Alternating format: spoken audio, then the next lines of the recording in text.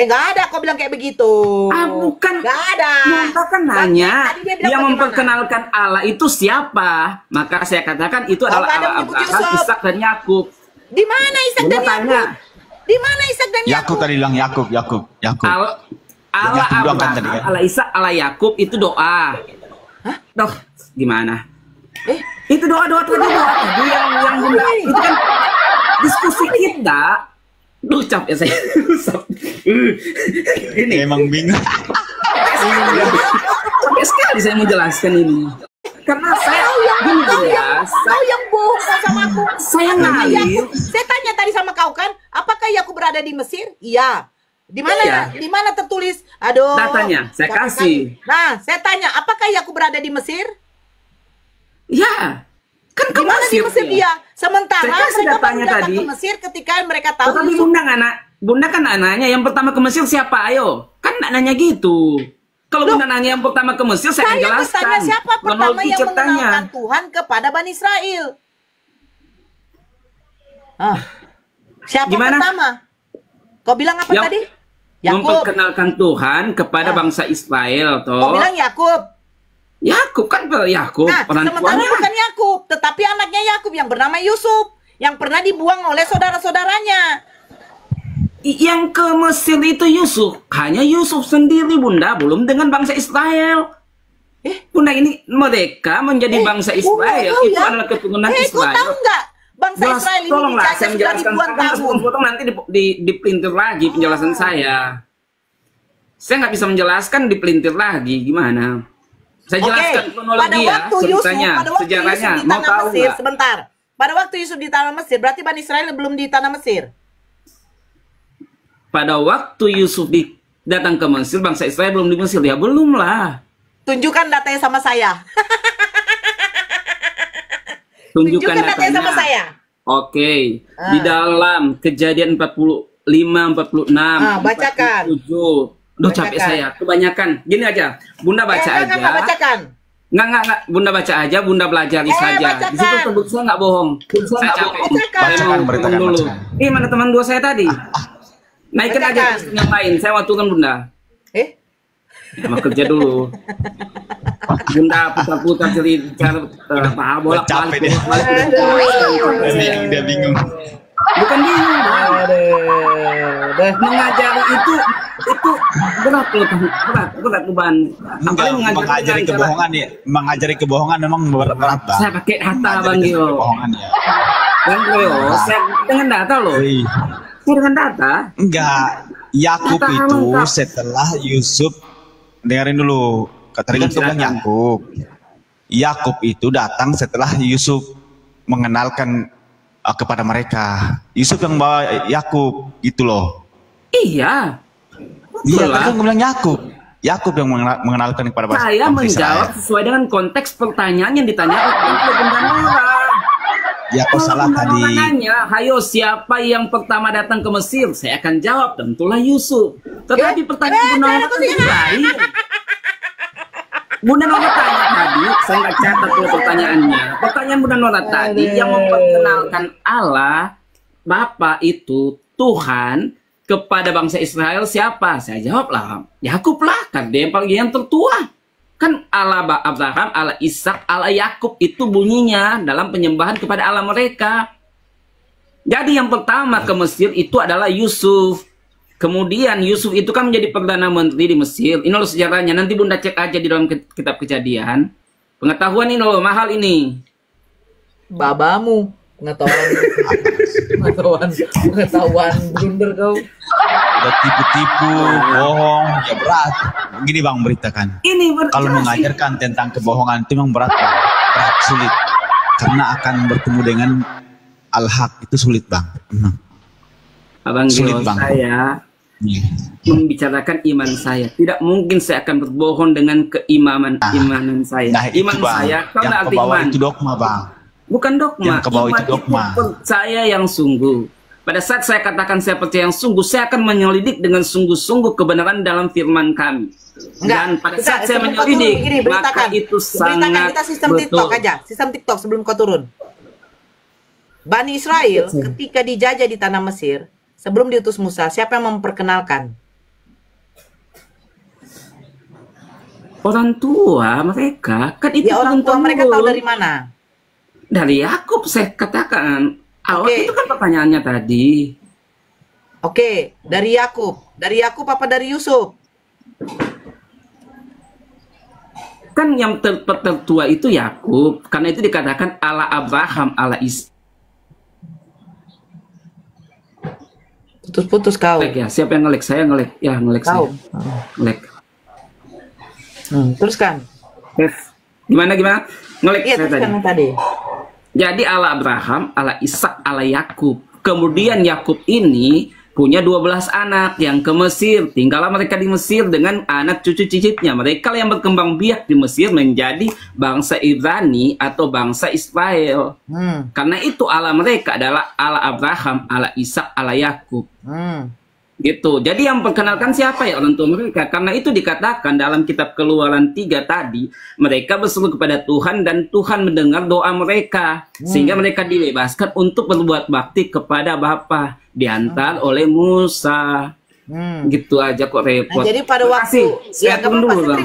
saya terima. Jadi pada waktu sebelum diutusnya Musa, mereka nggak ada melakukan penyembahan berhala. Pada waktu Musa sebelum diutus mereka enggak lah. Nah, jadi apakah di dalam Biblemu tidak ada dikatakan bahwa Abraham menghancurkan patung emas berhala? Abraham. Enggak ada, Bang. Bunda, enggak ada. Enggak ada. Kalau Abraham menghancurkan, enggak. Yang menghancurkan patung lembu emas itu adalah Musa. Berarti mereka punya Bible tidak lengkap, itu makanya. Justru sangat Yalah. Justru sangat lengkap Makanya, dengan penyembahan sejarah berhala yang itu sudah ada diceritakan di oleh zamannya kronologinya, Abraham. Bunda. Penyembahan Kronologi berhala ceritanya ada. di zamannya Abraham. Iya loh. Makanya Nabi Ibrahim itu ada dikisahkan menghancurkan. Katanya Bunda mualaf, kenapa cerita sederhana ini aja nggak ngerti? Bukan cerita sederhana ini. Ini sederhana Karena sekali begini, loh. sebentar. Anak sekolah ini ngerti nih. Bukan begitu. Karena begini, di zamannya Abraham saja sudah ada penyembahan berhala loh. Betul. Sebelum zaman Abraham, penyembahan berhala itu sudah ada, Bunda. Udah ada. Itu Alkitab kami yang benar. Musa yang menghancurkan patung. Dan teman saya aja ya, Bunda. Saya mau turun dulu. Bang Geo, makasih ya. Oke. Oke, siap. Oke, Bernardo. Nah, silakan.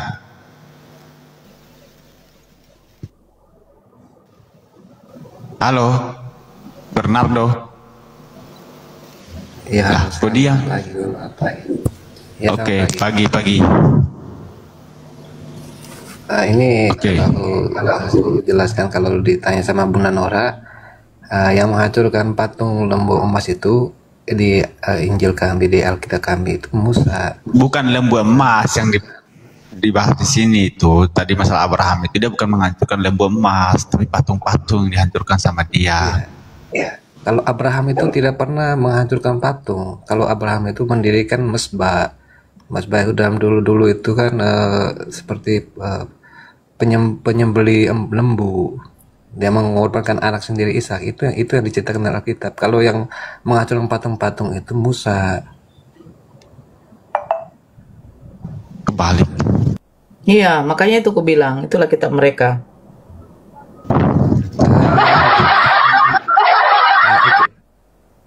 Tapi kalau aku mau nanya Bu, kalau menurut sejarah, kalau Alkitab kami itu kan dari zaman dulu ya, istilahnya gini, agama Katolik itu kan lahir terlebih dahulu ya kan. Kalau Nabi Musa itu kan dia memperkenalkan Islam kan umur 45 tahun. Nah itu jauh sebelum zamannya Nabi Isa Al-Masih atau Yesus, yang kami sebut itu Yesus ya kan. Berarti bagaimana mungkin kami bisa merubah Alkitab itu? Padahal itu kan dari zaman dulunya seperti itu. Dikanonisasikan oleh Paus pertama ya. Paus siapa yang abad keberapa? Itu kan disuruh kanon. Itu kan Alkitab asli. Udah, nggak usah tipu-tipu lah.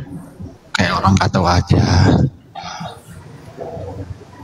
Kalau bilang kanon dari asli, coba tunjukkan datanya loh, tunjukkan datanya di mana gitu loh, tunjukkan datanya biar enak. Iya. Jangan Itu bukan klaim-klaim bro, doang kalau gitu loh. kami orang Katolik itu kan punya otoritas gereja ya. Jadi dia itu ada pimpinan kami Ya udah, dari Paus ya sampai udah berarti gini bro. Berarti Gini, bro, itu ketika dulu. Anda masuk, Berarti di dalam Bible Abraham tidak ada menghancurkan berhala-berhala. tidak ada Bu. Abraham itu kan istilah kami sebut itu Berarti bapak di bangsa. zamannya Ya, Abraham bapak, tidak ada penyembahan kepada berhala. gini ya. Kak, Justru saya, ketika jangan ada bilang yang begini. Apakah di zamannya Abraham ada penyembahan berhala? ya, Hah? justru itu ada Bu. Gini, Aaron maksudnya gini. Begini loh, bangsa Israel. bang. Hmm. Begini bang, kalau diskusi apa yang ditanya, baru saya minta jelaskan gitu loh. Apakah di zamannya Abraham tidak ada penyembahan berhala sehingga Abraham tidak menghancurkan berhala? Kalau di zamannya Abraham itu pasti ada karena gini.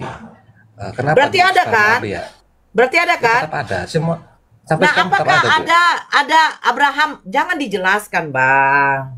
Berarti ada, itu aja poinnya. Apakah Abraham di Ya, situ pernah menghancurkan berhala-berhala? Oh, itu tidak pernah. Oke, saya bacakan ini Tidak ya. pernah. Ini saya datanya Itu dari dari mana, Bu? dari Alkitab. Jewis. Yahudi punya. Itu Zeus itu Alkitab apa, Bu? Bu, berarti ibu jangan ambil di Kitab situ. apa? Bible kau aja mengambil dari apa kok? Dari kitabnya Yahudi? Kitab apa katanya? Jewis Gini, Encyclopedia. Tunggu dulu, saya bacakan. Ini Yahudi punya. Ya ampun. Makanya saya cari itu dari Yahudi. Saya tidak mau dari Bible kalian. No, Bu Nora katanya Kristen masa nggak tahu? Ya saya nggak tahu ternyata karena apa? Bible kalian itu tidak lengkap. Ini saya bacakan sebentar ya. Di sini dikatakan, sebentar, saya pakai data. Saya kalau pakai data tuh diam dulu. Saya nggak mau di sini. Makanya saya itu tidak mau. Kalau saya salah, ya saya akan salah. Nih, sebentar. Menentang penyembahan berhala. Nih ya. Mengenai kebangkitan agamanya di rumah ayahnya, Kitab Yobel, yang kemungkinan ditulis pada masa Yohanes Hyrcanus, menceritakan bahwa agar tidak ikut serta dalam penyembahan berhala yang dipraktekkan sehubungan dengan astrologi oleh seluruh keluarga Nahor, Abraham ketika berusia 14 tahun meninggalkan ayahnya dan berdoa kepada Tuhan untuk menyelamatkannya dari kesalahan manusia. Abraham menjadi penemu metode pertanian yang lebih baik, menunjukkan kepada orang-orang cara menyelamatkan benih di padang dari burung gagak yang melahapnya. Ia kemudian mencoba membujuk ayahnya untuk meninggalkan penyembahan berhala. Tetapi Terah takut kepada orang-orang dan menyuruh diam. Akhirnya ketika Abraham juga menghadapi tantangan dari saudara-saudaranya, ia bangun pada suatu malam dan membakar rumah tempat berhala-berhala disimpan dalam upaya menyelamatkan saudaranya Haran dibakar sampai mati. Berarti Abraham ikut andil memusnahkan berhala-berhala. Kenapa di Bible tidak diceritakan? Itu. Kalau aku belum terlalu begini loh, belum terlalu pelajari. Belum terlalu iyalah, karena kan kalian tidak mau mengutip dari apa ya. Kita kan orang awam semua, Bu. Bukan soal orang awam, Bang. Mendalam. Saya orang awam, tapi saya tidak mau dibodohi. Gitu loh, Bang. Bukan soal orang awamnya, Bang. Ya. Yang namanya ilmu itu bukan berarti saya orang awam lah. Itu sudah tugas punya pendeta. Itu tidak, Bang. Makanya dikatakan tapi bukan pendeta. tuntutlah ilmu sampai ke liang lahat. Itu artinya apa? Terus belajar sampai kau mati. Gitu. Makanya saya bingung kalau katanya di Bible Abraham tidak ada menumpas berhala-berhala. Berarti betul lah Al-Quran bahwa Abraham lah nabi pertama, ibarat dia nabi yang menghancurkan berhala pada waktu itu ya, berupa apa itu namanya, patung lembu emas yang besar. Betul. Nah, di tempat kalian juga nggak ada kan? Di Bible katanya Abraham dibakar tetapi tidak mati. Padahal kalau menurut kitab Yahudi ada itu. itu tidak ada Abraham dibakar sampai mati. Ya, di Bible kalian. Tapi kenapa di kitabnya orang Yahudi ada? Oh. Ada ditemukan bacaan di situ bahwa ada pembakaran pada waktu itu. Selama berapa puluh hari itu, Bang Greg? Abraham dibakar itu Ya, lumayan kayaknya. 40. Bentar.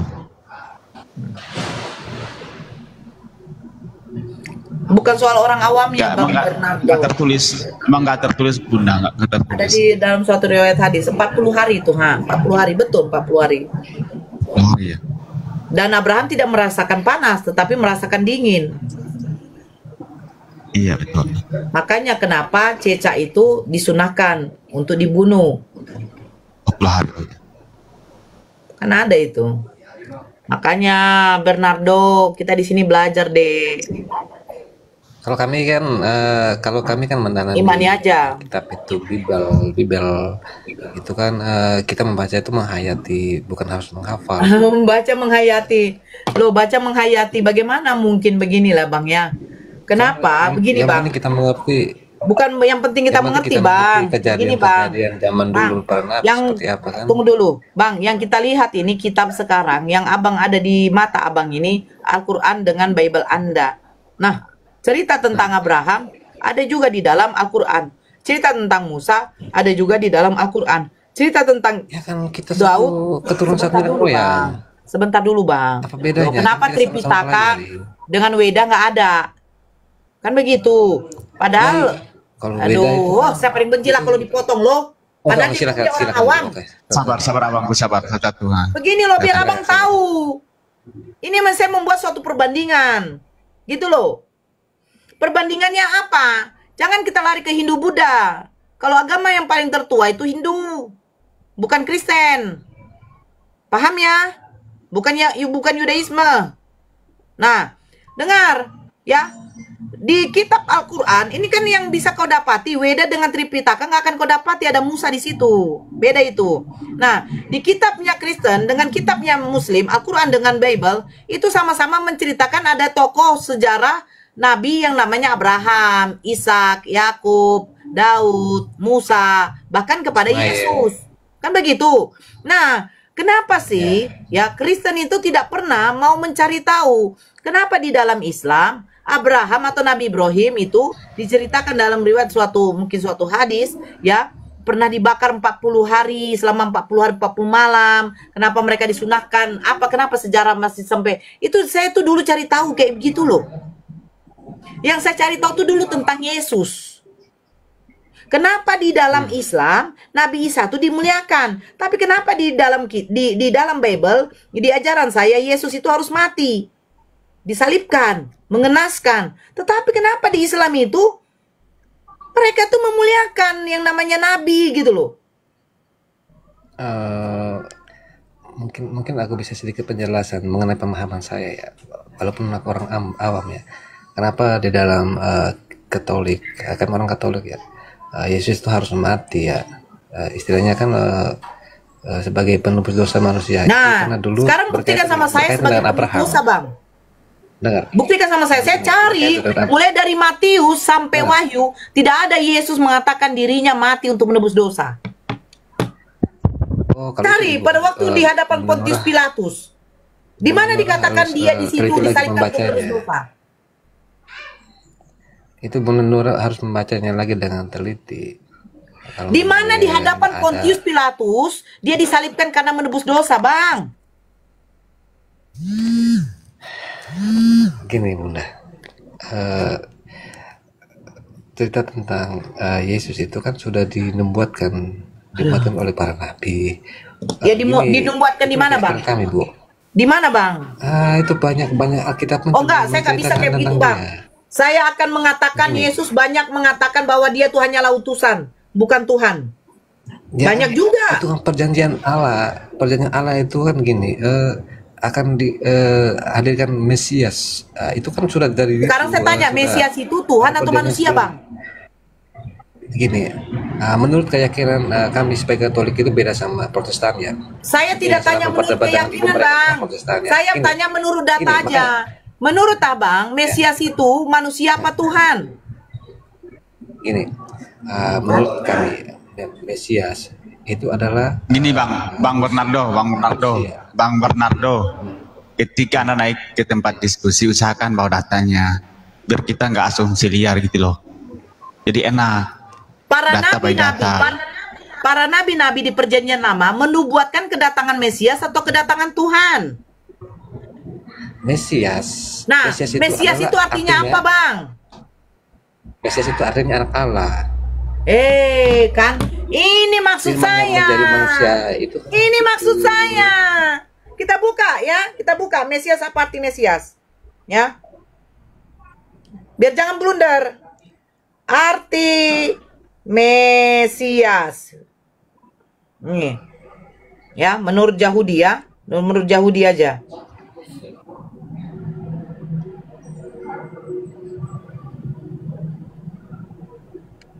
Dulu. Mana nih apanya? Britannica. Nih. Saya translitkan dulu. Mesias dari bahasa Ibrani, Masias, yang diurapi.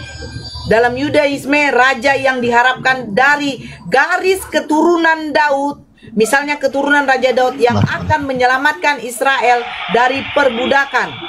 Jadi, orang Yahudi itu menantikan kedatangan Mesias, bukan kedatangan Tuhan.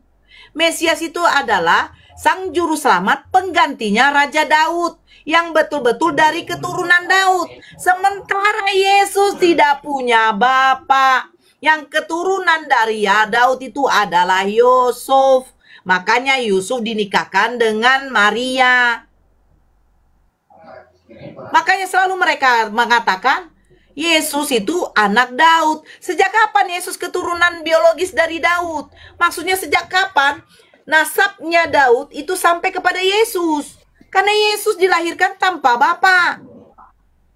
Makanya yang dinubuatkan para nabi-nabi di dalam perjanjian lama adalah kedatangan Mesias, yang artinya orang yang diurapi. Kalau bahasa Yunaninya artinya Kristus.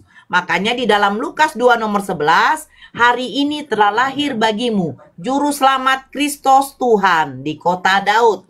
Hari ini telah lahir bagimu juru selamat manusia yang diurapi Tuhan di kota Daud. Yesaya menubuatkan kedatangan seorang Mesias, artinya manusia yang diurapi, bukan Tuhan. Makanya saya katakan, di mana datanya? Yesus di hadapan Pontius Pilatus dihukum salib karena untuk menebus dosa. Yohanes 11 silakan dibaca. Mereka mau menangkap Yesus karena Yesus kedapatan telah menghasut rakyat di sana untuk tidak membayar pajak kepada kaisar. Terus Yesus dituduh menyamakan dirinya sederajat dengan Tuhan. Ini fitnahan sehingga Yesus disalib. Mereka benci kepada Yesus. Mereka tidak suka kepada Yesus. Bukan karena Yesus adalah Tuhan untuk menebus dosa. Di mana tertulis, aku datang untuk menebus dosa manusia. Kalau sebutan Tuhan itu berarti sesuatu yang ditinggikan, Bu. Kalau kami itu percaya itu ada Allah, Putra, jadi kalau kita sebutan Tuhan itu beda dengan mungkin pemahaman saudara Islam itu kan beda. Kalau kami ada gini deh. Naikkan yang Islam Tuhan satu itu dong. ada sesuatu yang ditinggikan, Bu. Iya, siap-siap, Bun. Oke. Ya saya yang pilih. Lanjutkan, Bang. Saya yang pilih dong. Gini Bang Bernardo, ketika kami sampaikan gini Bang ya. Ketika Anda sudah naik ke tempat diskusi, tinggalkan dogma. Yang modal imani saja itu tinggalkan, bawa datanya sekarang. Ya, bukakan hati Anda untuk berpikir. Loh, gitu Bang. Kalau Anda cuma iman kepada Tuhan tetap perlu harus data, Pak, Ibu. Iya, tapi harus dasar apa? Atas dasar apa, Bang? Atas dasar apa? Sudah ada dalam Alkitab semuanya, Bu. Rasanya kalau kami ya, apa coba punya apa ya? Kalau kami Katolik itu kan punya dari zamannya Petrus sebagai gereja pertama yang didirikannya kan, itu turun temurun sampai sekarang nggak ada perubahan, Pak. Di dalam Bible itu nggak ada kami protes, itu Bang. satu gereja yang kudus, itulah kami. Jadi cuma Gini, agama gini, itu gini, dari Bang. turun temurun sampai sekarang. Itu yang kami Nggak bisa gitu, bilang Bang. sekarang. Gini Bang, dengerin Bang. Nggak bisa gitu. Anda sebagai laki-laki yang sudah punya akal, yang sudah balik, itu sudah harus mencari kebenaran sendiri, Bang. Dia belum balik. Nggak harus bergantung pada orang lain. Kalau balik kayak gitu. Itu sudah harus mencari kebenaran sendiri, Bang. Tidak harus bergantung pada orang lain. Kalau kau hanya mengikut-ikuti orang tua, Masya Allah, barakallahu fikum, sehat selalu, Bang Teguh. Jadi kalau Anda hanya ikuti orang tua atau bapak-bapak gereja atau pastor, ya percuma, Bang. Anda harus cari kebenaran sendiri, Bang. Silakan, atas dasar apa Anda menuhankan Yesus atau 3 Tuhan itu, silakan. Nah, coba ulangi pertanyaannya. Atas dasar apa? Atas dasar apa Anda sebut Tuhan Bapa itu sebagai Tuhan, Roh Kudus sebagai Tuhan, Yesus sebagai Tuhan? Nah, silakan. Gini, Tuhan itu adalah sesuatu hal yang tinggi ya. Kalau Allah itu nggak punya nama, dia itu kalau dia punya nama, siapa yang beri nama bagi dia? Dia itu zat yang tidak dilihat, ya kan? Apalah penjelasan? Kalau Allah, dengar dulu, aku jelaskan dulu. Makanya kalau dia dalam bahasa Indonesia itu kita menggunakan terjemahan ya dalam bahasa Indonesia. Semuanya disebut Tuhan. Berarti sesuatu yang Udah, entar aja Bang. Sebentar Bang ya. Kita gantian dulu. Bang Optimis, halo. Sebentar Bang Bernardo. Bang Optimis, halo. Ya, halo, selamat pagi. Oke, Kristen ya? Iya, betul, Pak. Selamat Kristen. Oke. Oke, Matius. Matius. Apa ini? Matius ya? Sebenarnya saya bisa menjawab loh. Saya jawablah Bernard ya. Coba diulang pertanyaan yang Bang Greg. Diulang pertanyaannya.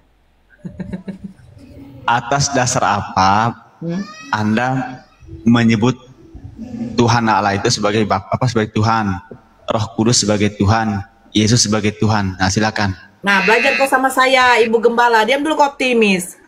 Belajar kok sama saya ya, kalian yang bertiga ya. Jawabannya begini, kalau kepada Muslim ya. Ya, Bapa itu yang menciptakan langit dan bumi. Nah, di dalam diri Bapa ada firman.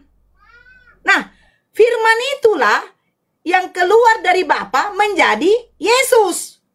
Dan roh Bapa yang ada pada Bapa yaitu Roh Kudus, nah itulah yang masuk kepada si sang firman ini yang bernama Yesus. Tapi mereka 3 pribadi, satu hakikat. Di dalam ketiga pribadian mereka menjadi satu hakikat. Nah, pertanyaannya begini, kalau untuk dari umat Muslim, yang 3 pribadi satu hakikat ini disebut apa? Silakan. Begitu jawabannya. Karena saya sudah belajar mutar. Saya berputar-putar. Ya kan? Karena Bapa hakikatnya ilahi, Yesus hakikatnya manusia, Roh hakikatnya adalah ciptaan. Nah, jadi 3 yang ini ketika menjadi satu disebut apa? Tadi kan aku menjelaskan begitu, tapi kan Tadi kau menyebut masih penjelasan. adalah ini. Kami sebut Allah Tritunggal itu Maha disebut Kudus. namanya. Kami dari terjemahan berbahasa Tritunggal Indonesia. Maha Kudus. Tidak usah ribet adikku.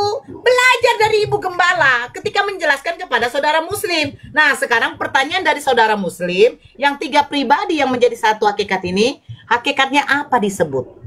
Kalau manusia jatuh kepada Yesus, ilahi jatuh kepada Bapa, Roh Kudus itu jatuh kepada Roh. Hakikatnya adalah ciptaan. Nah, pertanyaannya, dari yang pada Roh, ilahi dengan manusia, yang satu ini disebut apa?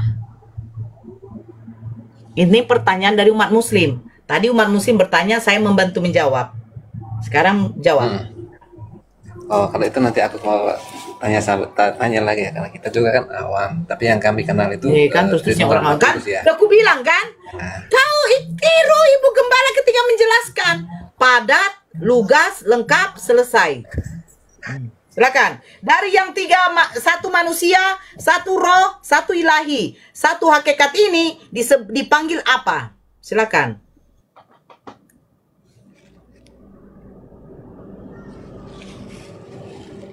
Gara-gara sebotol minuman, akhirnya dia turun. Jeguk-jeguk.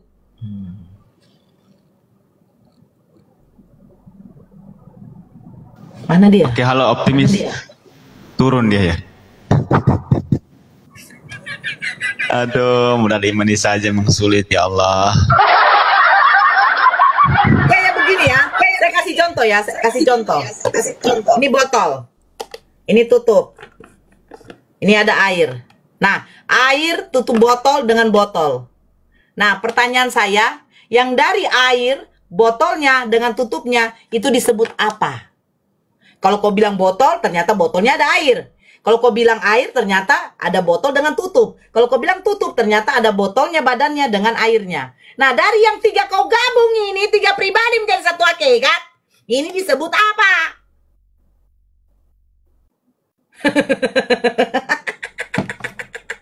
Kami tidak punya tiga Tuhan, Nora. Kami mempunyai satu Tuhan yang tiga pribadi, satu hakikat. Nah, hakikatnya ini kau sebut apa? Ya kan? Kalau kau sebut hakikatnya adalah manusia, nah bagaimana Bapa yang adalah hakikatnya ilahi? Bagaimana roh yang hakikatnya ciptaan? Kalau kau sebut adalah Tuhan, bagaimana Yesus yang hakikatnya manusia? Kau tidak akan bisa. Gak bisa kau membuat tiga pribadi satu hakikat. Akan dikejar-kejar si hakikat ini. Ada penebusan hakikat. Kau ingatnya itu? Di diskusi di mana itu? Penebusan hakikat. Yang ditebus adalah hakikatnya. Silakan optimis. Silakan optimis. Akhirnya ini yang dibawa betul ya. Akhirnya disebut badan yang menampung air yang memakai tutup.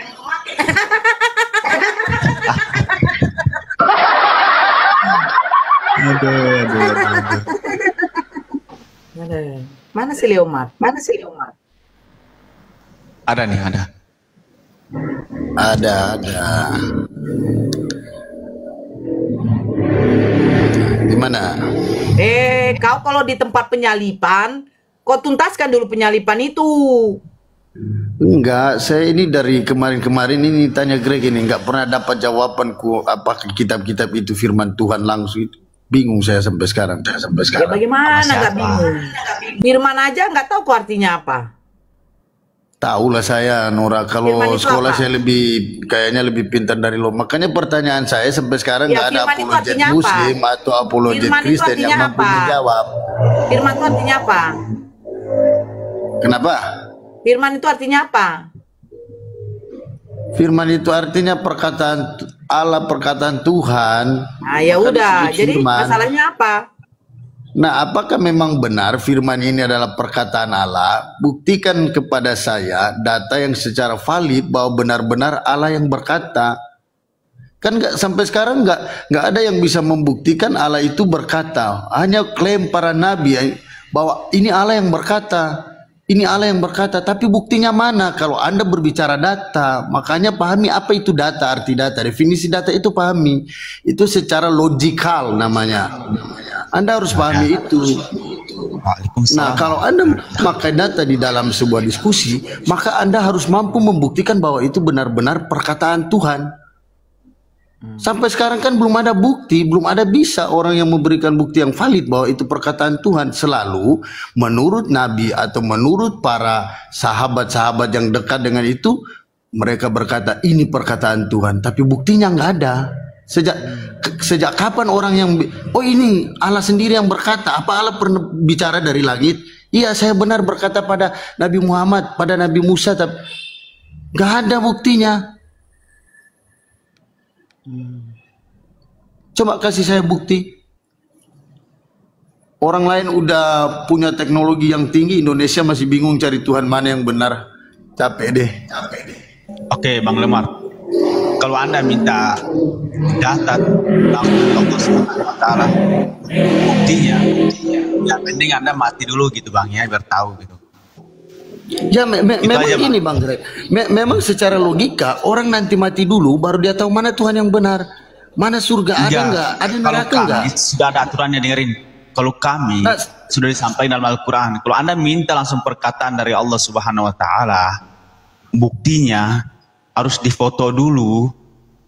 Ya mending Anda mati dulu, nanti ketemu siapa di. Bukan Bang Greg, bukan masalah foto. Kalau kita berbicara masalah data, terus Anda bisa gini Siapa Bang yang Greg, bisa melihat Tuhan? Dengerin deh, Bang Greg. dengerin dulu. Kau bodoh sekali, kau dengerin dulu. Udah bodoh otakmu kayak gini, dengerin dulu. Siapa sih yang bisa melihat Tuhan? Masa kau minta bukti langsung perkataan Tuhan? Emangnya siapa bisa? Nabi Muhammad aja ketika Isra dan Mi'raj itu dihalangi oleh tabir hijab. Kau minta pula datanya. Udah. Emang mau difoto? Udah Bang Greg. Udah. Enggak, kalau pertanyaan mau bodoh jangan begini bawa aja ke deh, situ. Bang Greg, begini aja deh. Kami akan tunjukkan data. Kau tunjukkan data kalau Tuhan kamu berfirman langsung kepada Musa. Saya nggak bilang Tuhan saya, Tuhan kamu. Tadi saya bilang semua kitab agama. Ya, makasih ya. Betul. Masa minta langsung, emang ada kamera gitu di. Kepen emang.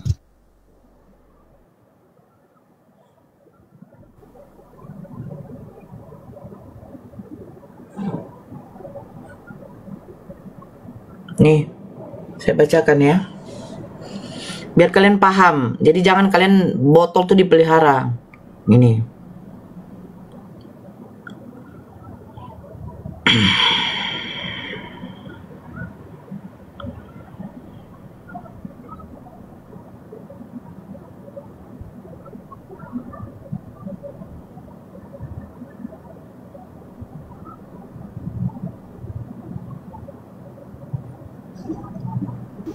Disapa dulu. Waalaikumsalam warahmatullahi wabarakatuh. Oke Bang Optimis, buka mute-nya. Ya, Oke Bang Patmono, halo, pagi. Turun dia. Oke, Bang Optimis ini dari Katolik apa Protestan Bang? Kristen bang, Kristen, Protestan. Protestan. Iya bang. Oke. Di sini dulu temanya itu suka-suka oten lah. Suka-suka Fokus tadi ya, oten. kan? Ya. Ini substansinya, orientasinya kemana nih? Ya, silakan tentang hukum agama, aturan hukum agama atau ketuhanan, nah, silakan. Siap. Terima kasih. Suka-suka kau lah. Sudah di. Soalnya kalian suka muter-muter kalau kita tentukan tema gitu. Silakan. Saya juga dari tadi bingung nih, nggak tahu substansinya apa nih yang mau jadi tema dialektika pada pagi ini, karena tadi pertama saya dengar masalah Musa lalu lari ke sini sampai ke sini. Ya itu kan dari saudaramu. Apa namanya tadi ya, menindaklanjuti tadi dari perkataan awal itu. Mungkin ini seperti apa, suatu apa? Orang pertama yang secara eksplisit menghancurkan patung-patung berhala dalam Alkitab atau Bible adalah Abraham, tetapi tidak secara eksplisit tertulis dalam Alkitab atau di dalam kitab Kejadian. Kita Berarti itu benar kan? Berarti benar kan? Nah, Ya. kenapa saudara Ya benar. Kisah ini berasal dari tradisi Yahudi, khususnya dalam literatur Midrash dan Talmud, bukan dari teks kitab suci atau Alkitab dalam bahasa Ibrani maupun Perjanjian Lama secara langsung. Namun dalam teks asli yang di kanon tokoh pertama yang menghancurkan berhala secara langsung disebut adalah Musa. Nah, padahal Abraham sudah ada kan? Ya, tradisi Yahudi, Abraham ini kita ngambil dari tradisi Yahudi ya. Sumber Midrash Beresit Raba 38 ayat 13. Di situ membahas tentang kisah Abraham menghancurkan patung-patung berhala milik ayahnya Terah. Ia juga sangat konfrontasi langsung dengan Raja Nimrod tentang penyembahan berhala itu. Memang tidak tertulis langsung dalam Kejadian, tetapi secara tidak langsung didukung oleh tindakan Abraham yang meninggalkan penyembahan berhala dan mengikuti Tuhan, atau yang dikenal sebagai Tetragrammaton YHWH. Itu kira-kira kalau dari saya tadi menindaklanjuti pertanyaan dari Nah, kalau Bunda Nora. seandainya kayak yang seperti kau bilang, tidak akan terlalu panjang perdiskusian. Tapi masalahnya, saudara-saudara Kristen ini, sebagian ini tidak pernah mau menerima data yang kita tunjukkan. Itu herannya. Kecuali kita tidak nunjukkan data, silakan tidak terima. Tapi yang saya baca itu nunjukkan data. Dan mereka tidak mau terima.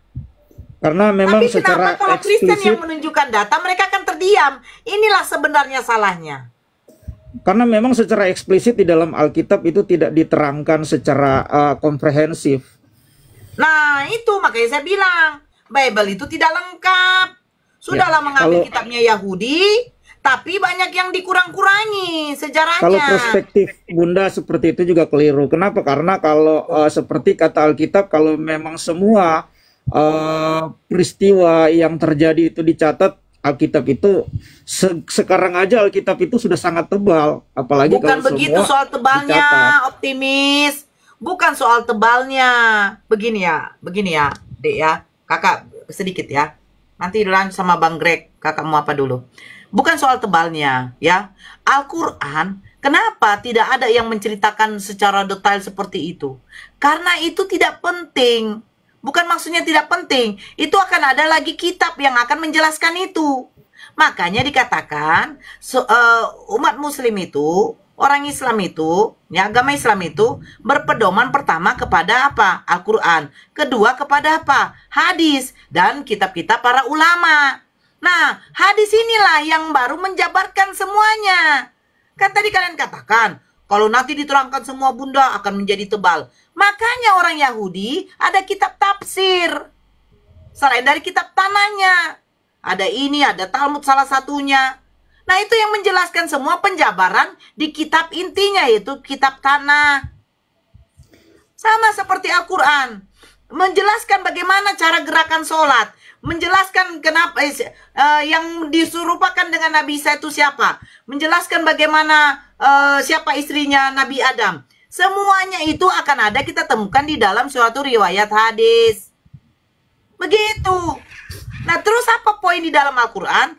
Poin di dalam Al-Quran itu yaitu menjelaskan tentang hukum-hukum syariat, larangan, aturan di dalam Islam. Bagaimana manusia ke manusia, bagaimana manusia ke Tuhan. Nah, kitab Perjanjian Lama itu kitab orang Yahudi itu loh. Tapi cerita tentang bagaimana sejarah bangsa Israel, kenapa tidak dilengkapi? Sehingga jadi blunder kayak begini. Akhirnya kita mencari apa? Mencari datanya di catatan orang Yahudi. Karena catatan orang Yahudi lah yang lengkap menjelaskan tentang bagaimana sejarah orang-orang Bani Israel. Gitu maksud saya, optimis. Kalau dimasukkan nanti di dalam Alkitab, Kanora, nanti Alkitab itu tebal kali. Nah, makanya di dalam Islam ada yang namanya hadis yang menjelaskan semua bagaimana yang ada di dalam Al-Quran.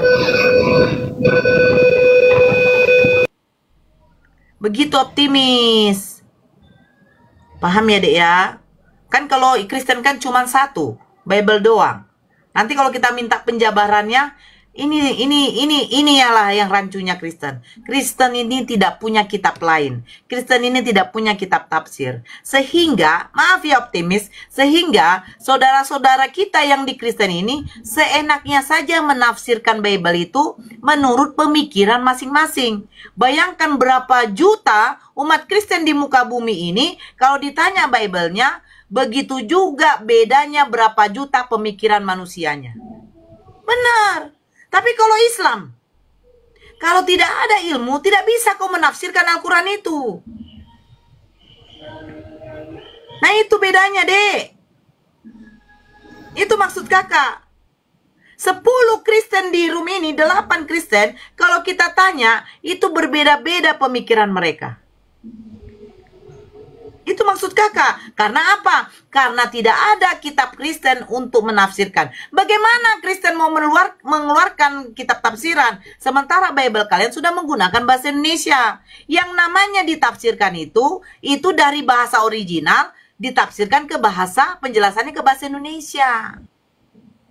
Al-Quran, original. Kitab Tanah, original. Nah, Bible, bahasa Indonesia, apa yang mau ditafsirkan? Bapa yang mengutus aku, suaranya tidak bisa kau dengar, rupanya tidak bisa kau lihat. Jelas, berarti fix. Yesus mengatakan, Yesus itu hanyalah utusan yang menjelaskan bahwa Tuhannya dia tidak bisa dilihat dan suaranya Tuhannya tidak bisa didengar. Bagaimana kau mau mengeluarkan tafsiran itu? Kan begitu, udah berbahasa Indonesia. Aku dan Bapa adalah satu. Satu apa? Pasti kalian akan mengatakan satu keilahian. Dari mana tafsiran kalian itu? Tidak bisa kalian keluarkan. Berarti kalian menafsirkan sesuka hati kalian. Sebab ada Yesus mengatakan, aku melakukan pekerjaan Bapakku. Apa yang kamu lihat, itulah pekerjaan Bapakku yang aku tunjukkan kepada kalian. Karena ada Yesus mengatakan seperti itu. Berarti kalau kami berasumsi, karena tidak ada kitab tafsir kalian, berarti boleh dong kami mengatakan bahwa aku dan Bapa adalah satu. Satu apa? Satu misi. Misi bahwa Yesus diutus untuk menyampaikan firman, bahwa isi firman itu dia mengatakan, hai Bani Israel, dengarkanlah Tuhan Allah kita, Tuhan itu Esa. Fix. Berarti tujuan Bapa mengutus Yesus untuk menyampaikan bahwa satu-satunya Tuhan adalah dia yang menciptakan langit dan bumi. Kan begitu. Karena apa? Karena kalian tidak ada kitab tafsir. Kalian menafsirkan aja aku dan Bapa adalah satu hakikat, satu keilahian. Di mana keilahian dia? Di situ dikatakan, nggak ada kan? Kau melihat, kalau kau melihat aku, berarti kau melihat Bapa. Jadi karena melihat Yesus berarti melihat Bapa, berarti wajahnya Bapa seperti Yesus. Bapa berambut panjang, Bapa hidungnya mancung. Kan jadi kayak begini pemikiran, karena nggak ada apa? Karena tidak ada kitab tafsir. Begitu, Bang Optimis. Ya, bukan soal masalah tebal atau tidaknya. Cobalah membilangkan Elai, jangan dirubah, jangan diterjemahkan deh pakai bahasa Indonesia. Biarkanlah bahasa original. Biar ada ilmu kami untuk mempelajari bagaimana apanya ya, disiplin ilmu apa untuk menafsirkan original bahasa Yunani ke bahasa Indonesia. Begitu. Kalau karena kami ada disiplin ilmu untuk menafsirkan Al-Quran, setidaknya menguasai 15 ilmu. Nah itu, begitu deh. Ya silakan, Bang Greg, monitor dong. Oke, siap. Ya lanjut dulu ya, saya apa? Oke, siap.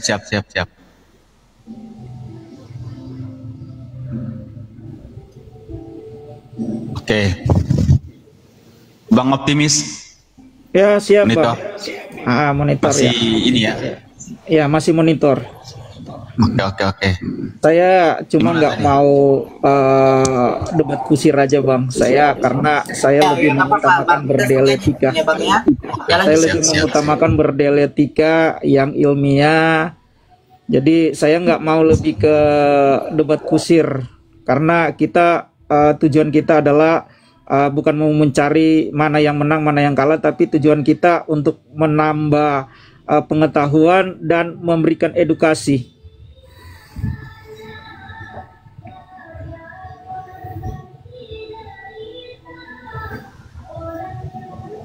Ada yang mau ditanyakan? Iya, Bang Optimis, silakan Bang. Saya begini deh ya, saya yang panggil Abang. Begini ya deh ya, ketika kamu membuka data yang menurut dari apanya catatan Yahudi, saya setuju gitu loh. Karena apa? Ayolah.